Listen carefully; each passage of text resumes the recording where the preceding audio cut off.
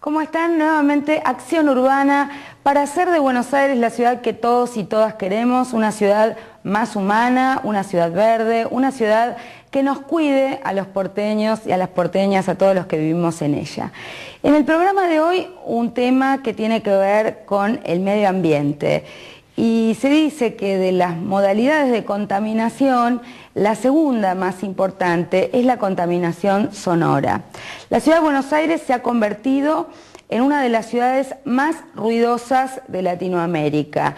La Organización Mundial de la Salud señala que más allá de los 70 decibeles es algo molesto y por encima de los 90 decibeles se vuelve peligroso y dañino para la salud. En la ciudad de Buenos Aires hay una ley que establece cuáles son las normas básicas de control sonoro. Tiene que haberse hecho controles en los autos, en los vehículos, en muchísimos lugares bailables, donde realmente los decibeles son altísimos y en muchos casos afectan también a todo el vecindario. Muchas veces lugares con música, muchas veces fiestas, no están teniendo el control sonoro que es debido. El gobierno de la ciudad tenía que hacer un mapa anual del ruido en la ciudad y eso no se está haciendo. Así que vamos en el programa de hoy a ver con nuestros invitados cuál es la realidad del ruido en la ciudad de Buenos Aires, donde principalmente es el tránsito el que genera la prioridad en esa contaminación sonora y ambiental, y también vamos a estar viendo cuáles deberían ser las alternativas, cuándo es que no se está cumpliendo por parte del gobierno de la ciudad la ley y qué otras mejoras se podrían implementar más allá de la legislación que está vigente.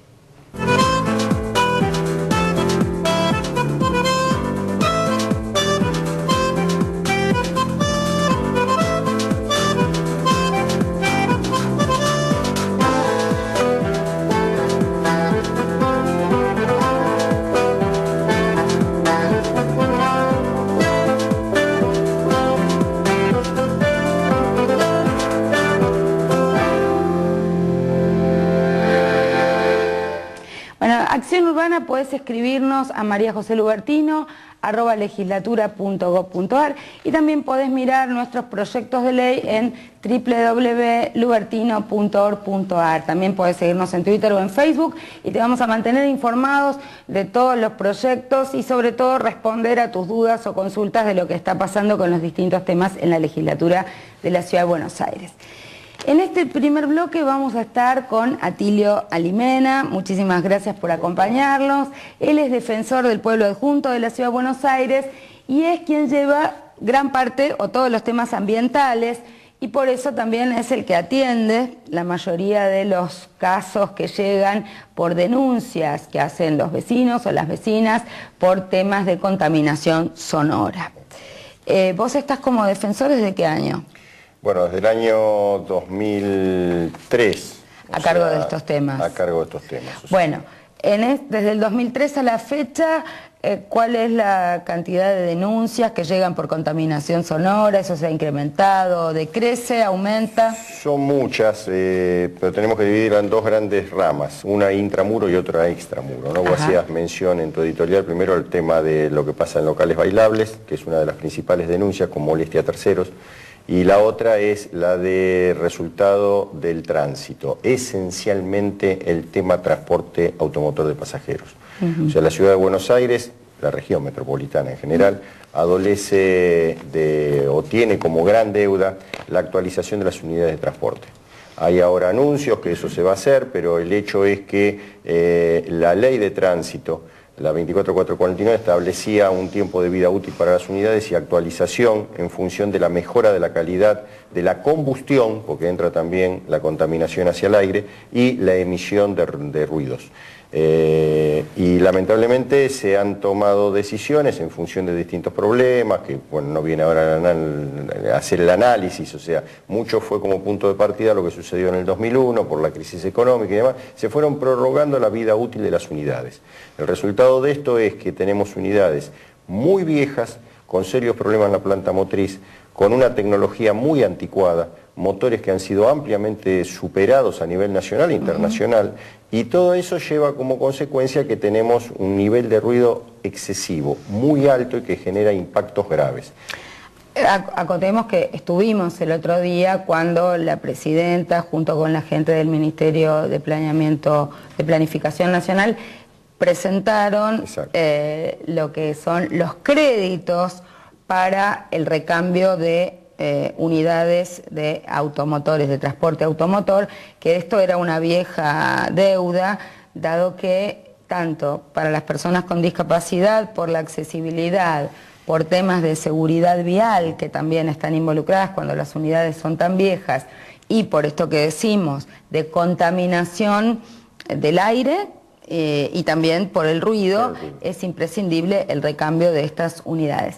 Ahora, además del transporte automotor, hay problemas también que tienen que ver con automóviles viejos y la no verificación de los automóviles. Por temas de seguridad vial, hablábamos el otro día con el responsable de la agencia vial, que la ciudad no había adherido a la Ley Nacional de Verificación de Automóviles y que también había circunstancias vinculadas no solo a la falta de cuidado que tiene que ver con los riesgos de la seguridad vial, sino también con esto de la contaminación. Lo que hace a la verificación técnica vehicular, la Ciudad de Buenos Aires todavía no lo ha puesto en marcha. O sea, esto ya viene de larga data y recién ahora se ha llamado a licitación o se han iniciado todos los procesos a los efectos de poner en funcionamiento las plantas verificadoras.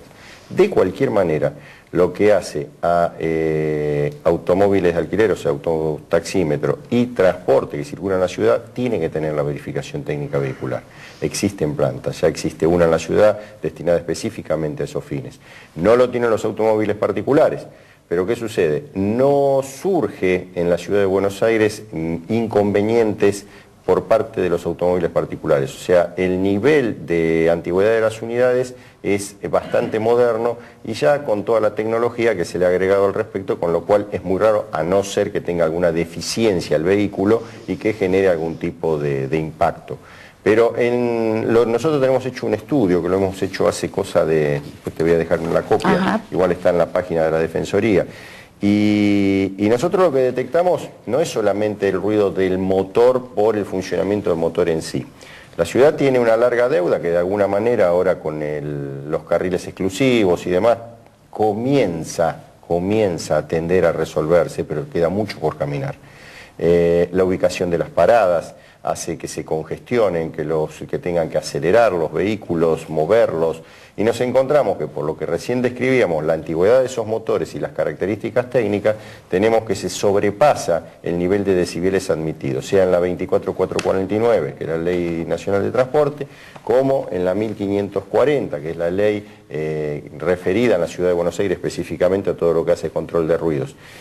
Y estas leyes no inventaron nada, tomaron, como vos mencionabas antes, los parámetros internacionales. Entonces nos dice que, por ejemplo, un vehículo automotor de pasajero, transporte automotor de pasajero, con determinada potencia, o sea, los que nosotros tenemos en la ciudad, no puede superar los 83 decibeles. ¿Qué nos encontramos nosotros con un estudio que hicimos hace cosa de 3 años y que aún se mantiene, porque se había formado una comisión conjuntamente con la Agencia Ambiental de la Ciudad de Buenos Aires, las cámaras de transporte y demás, para ver de qué manera se podía tender a mejorar la situación en el mientras tanto. Como se volvió a prorrogar la vida útil de las unidades, entonces no tenía mucho sentido seguir con esa comisión porque no se iba a poder hacer nada, o sea, nadie iba a comenzar algo que en realidad estaba favorecido a no hacerlo. Y la realidad es que a nosotros nos dio en los estudios de esto que hicimos que en estado estático, o sea, en las paradas, el transporte está en el límite en su gran mayoría, ¿no? Pues en muchas unidades se han ido cambiando, el tema del Metrobús también hizo que entraran unidades nuevas. Pero digamos que en el alto porcentaje, en estado estático, o sea, en la parada, en motor en funcionamiento, las unidades superan los 80 decibeles. En el momento del arranque llegan en algunos casos hasta 120 decibeles. En la zona del microcentro hemos constatado en calles angostas que directamente, hasta hemos hecho fotografía y filmación de la gente al momento del arranque de la unidad, los transeúntes como se tapan los oídos o reaccionan bruscamente porque es un impacto, es un mazazo que uno recibe en ese momento. Está bien que eso es un instante, esa persona pasa en ese momento por ahí, pero si se diese la situación... Y para el trabajador, el conductor. El conductor, si bien está arriba de la unidad, está 8, 9, 10 horas arriba de esa unidad y evidentemente genera perturbaciones que termina como enfermedad profesional, pero que no está puede siendo tener incidencia en la conducción. Decime una línea sobre las denuncias en relación a los boliches bailables. Con respecto a los boliches bailables, bueno, hay que marcar dos épocas, ¿no? Una que fue, digamos, hasta lo que fue la tragedia de Cromañón y después la posterior, donde se iniciaron registros y demás. En el transcurso del tiempo se ha ido mejorando y sistematizando los controles. Pero... Aprobamos recién en la legislatura un proyecto de ley que había enviado el Ejecutivo, lo presentó a través de la diputada Marta Varela, para elevar, digamos, las obligaciones para bajar el sonido en los boliches, ¿no? Porque había investigaciones en relación a esto. Lo que pasa es que el secreto de todo esto son las sanciones. Si vamos a discutir cuando se llega el momento, porque en las leyes se pone tantas unidades de multa, clausura y o clausura y o cesar la habilitación. Y ahí empieza el gran dilema, ¿no? Porque, después empezamos a discutir el I.O. Lamentablemente ya hubo antecedentes de esto. Entonces, no se había clausurado y después ocurrió algo porque, bueno, esa era una opción. Entonces, en tanto y en cuanto nosotros, desde el ámbito del Estado, no tomemos conciencia de que lo que se pone en juego es la salud, o en caso extremo, la vida, y que ahí es cuando el Estado no puede estar en una actitud paternalista, ni puede ser el que controle y asegure absolutamente todo, porque para eso encomienda a un profesional que el propietario tendrá que tomar, o sea, hay una responsabilidad. Yo siempre doy el caso del médico. El médico cuando opera no está el Estado al lado del médico, y el paciente tiene que salir bien. Entonces esto es exactamente lo mismo. Un profesional de arquitectura, de la ingeniería, de la química, lo que sea, tiene que garantizar lo que está haciendo, es su responsabilidad, que la avala con una matrícula y un consejo profesional. Pero ¿qué sucede? El Estado sí tiene que tener la rigurosidad del caso frente al error, porque el error puede ser cometido una vez. Cuando es 2 veces ya comienza a ser tontería, y cuando es 3 es de sospechar que hay algún grado de intencionalidad, o si no, esa persona no está apta para la responsabilidad que quiere asumir. Por lo cual, esa es la gran deuda que tenemos a través del Estado para cumplir.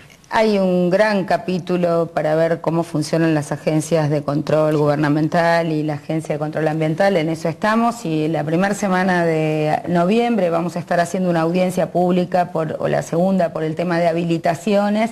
En este caso el control lo hace la Agencia de Control Ambiental.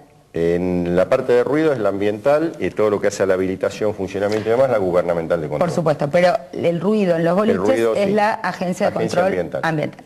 Vamos a seguir con este tema y vamos a estar en contacto y te vamos a invitar ese día porque nos interesa mucho cómo están funcionando estas agencias de control y si realmente están cuidando de nuestra salud. Vamos a la mesa y seguimos con otros invitados.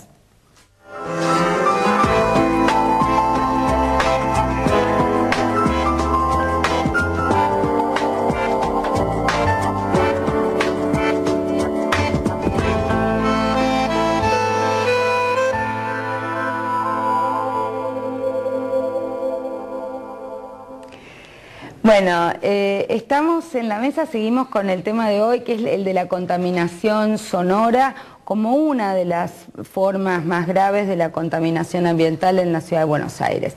Y nos acompañan 2 amigos, Juan Manuel Velasco, que fue ministro de Medio Ambiente de la ciudad y ahora es miembro del partido Iniciativa Verde, y Juan Carlos Villalonga, que él era director ejecutivo de Greenpeace y ahora es presidente de la Junta Directiva de los Verdes, Foro de Ecología Política. Se han vuelto los dos candidatos políticos verdes. Bueno, cuéntenme un poco, a ver, hay distintas etapas. Vos venís siguiendo este tema porque antes estabas en la función pública y ahora con iniciativas políticas. ¿Ves que el tema evoluciona favorablemente. Las normas que están vigentes, ¿están bien, están mal, se pueden mejorar? ¿Es un problema de normas o es un problema de controles? Mira, tal como lo vemos nosotros, es esencialmente un problema de control y un problema de construcción de políticas. La norma, la ley 1540, fue una norma que se sancionó en el año 2004, se reglamentó en el año 2007, y a partir de allí, lamentablemente, no tuvo las aplicaciones del caso que debía haber encarado el Poder Ejecutivo. Empezando por una cuestión básica y elemental que define la ley, que es el mapa del ruido. El mapa del ruido es una herramienta esencial en materia de políticas para la reducción de la contaminación del ruido. Si como autoridad vos no sabés dónde tenés el problema, en lo que hace al ruido ambiente, ¿no? Dónde tenés el problema y cuáles son las causas de esos problemas, difícilmente puedas articular políticas orgánicas, serias y persistentes a lo largo del tiempo que apunten a mejorar la cuestión. Como bien decía en el bloque anterior, el problema central del ruido ambiente en la ciudad está en el tránsito. Y el tránsito tiene que ver o la resolución del problema del ruido desde el punto de vista del tránsito está vinculada a dos cuestiones. Una, la cuestión de los controles previos y controles ex post. Controles previos es la verificación técnica vehicular. La ley en la Ciudad de Buenos Aires está sancionada desde el año 2007. Y este gobierno durante los 4 años de gestión no implementó absolutamente nada. Segundo Estás hablando de la ley de control vehicular nacional. No, la ciudad tiene una ley de verificación técnica vehicular. La técnica vehicular de la ciudad no está alcanzando, no adhiere a la nacional en cuanto a los vehículos particulares. Es cierto, tiene diferencias, pero es una ley que forma parte del cuerpo normativo. Pero no se está implementando no se está implementando nada. Ni adhiriendo ni no adhiriendo, digamos. Ese es un tema técnico, legal. Digamos, lo importante es que haya una política. Hoy no la hay. En materia de control, hay una excusa permanente que pone el gobierno, que es que no puede controlar porque los colectivos son de jurisdicción nacional. No es cierto. Todo vehículo que pasa por la Ciudad de Buenos Aires es pasible de las sanciones y penas previstas en el Código de Tránsito y en el Código de Faltas de la Ciudad de Buenos Aires. La ley 1540 incluye faltas vinculadas al ruido y vinculadas al tránsito, a las cuales están sometidos los colectivos, los camiones y los vehículos particulares dentro de la Ciudad de Buenos Aires. El informe que tenemos del año pasado dice que se hicieron más de 22.000 controles, pero de eso se aplicaron nada más que aparentemente 500 contravenciones, o actas de infracción, 530 se elaboraron. Bueno, debe ser que no fueron al lugar adecuado, seguramente, digamos, ¿no? Porque bueno, si evidentemente, si yo controlo el ruido de un vehículo matrícula J o H o K, bueno, cualquier persona se da cuenta que ese vehículo no va a tener una infracción por un problema tecnológico. Ahora, si voy a un colectivo que tiene como patente X o B corta, y seguramente ahí voy a encontrar un vehículo que esté en falta. Puede ser que no lo esté, pero lo más lógico es que controle, digamos, que tenga una falta. Entonces, hay evidentemente una deficiencia en el control. Entonces, por un lado, mapa del ruido, por un lado, controles. Sí. ¿Qué hacen los países más avanzados del mundo cuando intentan que haya menos ruido en las ciudades? Sí, yo te diría, para dar algo, ¿cuál es el activo que tiene Buenos Aires? Buenos Aires no es una ciudad, te diría, culturalmente o intrínsecamente ruidosa. Y creo que un poco lo que decía Limena lo mostraba. Fíjate vos que... concentrado el ruido. Sí, el problema surge por un problema, y es esto, de política y de implementación de esa política. Porque si vos vas a otra ciudad te vas a encontrar que el uso, por ejemplo, del transporte o en el tránsito, el uso de la bocina a mansalva que se hace en algunas ciudades, acá no se da. No ese es el principal problema de foco de ruido. Lo que surge básicamente es el ruido que emerge y fundamentalmente del transporte público, que no es solamente el transporte automotor y que además agregaría, no es solamente en el pico de la acelerada, es en el pico de la frenada. La frenada es mortal, digamos, esos frenos que están mal lubricados, bueno, eso incluso lo adolecen aún unidades nuevas. Ahora, no solo el transporte automotor, pensemos lo que es el subte.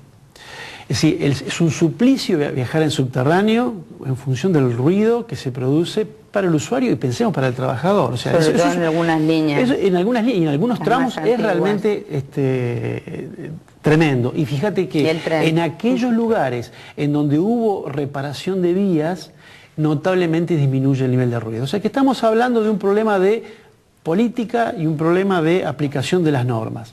Es decir, vuelvo a rescatar esta parte positiva porque me parece que es importante señalarlo. Buenos Aires no es una ciudad que tiende al ruido como pasa con otras ciudades de América Latina, por ejemplo. Insisto, con lo de las bocinas, hay etc. barrios pero además lo que vos decías recién, por supuesto, pero el otro es el tren. En algunos barrios el tren es una fuente de ruido importantísima, no hay barreras sonoras, etcétera. Eso sigue siendo una falla concurrente tanto de la desidia del gobierno local como de política de transporte a nivel nacional que nos hacen las obras que se deberían hacer. Entonces, creo que ese es el problema de ruido de la ciudad de Buenos Aires y lo que surge del tránsito en general es un problema que, bueno, tiene que ver con que la ciudad tiene hoy día un parque automotor para el cual no está preparada. Y esto desborda en ruido, desborda en falta de espacio, desborda en cuanto a contaminación y en cuanto al caos que es el tránsito en general.